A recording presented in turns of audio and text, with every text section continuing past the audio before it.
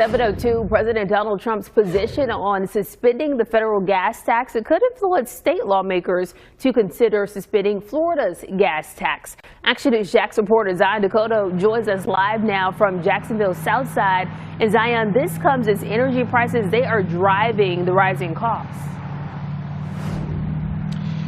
They are, Shay. Just a little anecdote for you this morning. A few weeks ago when we were covering the Brantley County wildfires, I wasn't sure when we were driving back to Jacksonville if we had crossed the state line from Georgia into Florida.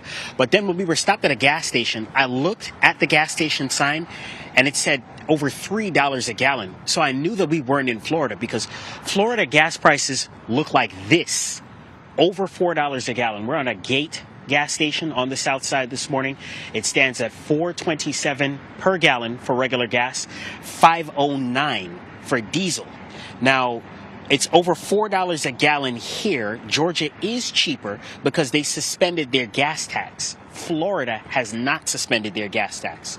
According to the Florida Department of Revenue, the state-based tax on motor fuel is 22 cents per gallon, with other taxes and fees bringing it to 38 cents per gallon. The total state tax on diesel fuel is 38 cents per gallon.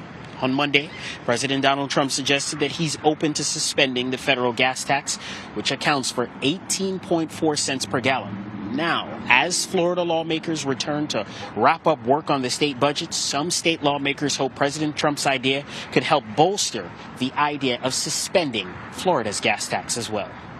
One thing that I've observed about Republican leadership in Florida is they tend to listen to what the president says. It's ridiculous that we have to pay this amount of money for a gallon of gas. It's just crazy.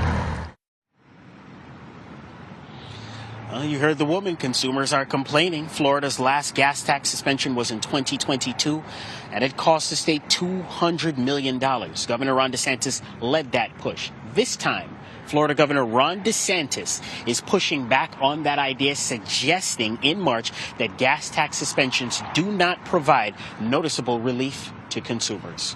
For local coverage you can count on, live on the south side, Zion Dakota, Action News Jax. Well, despite the ever-rising